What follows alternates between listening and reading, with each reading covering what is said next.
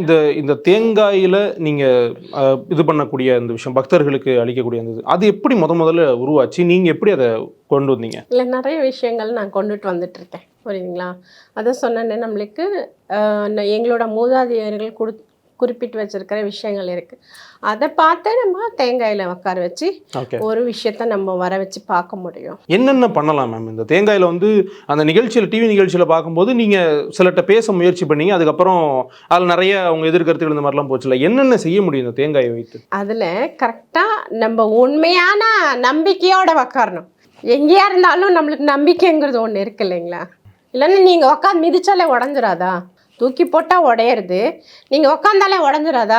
உடையும் இல்லையா? ஏன் உடையாது? நீங்கள் ஏறி ஒரு ஜம்ப் பண்ணி பாருங்கள், உடஞ்சிரும், கண்டிப்பாக உடையும். அதில் ஏதோ ஒரு மந்திர சக்தி இருக்கிறதுனால தான் நம்மளோட 40 கிலோ வெயிட் இல்லை 50 கிலோ வெயிட் தாங்கும்.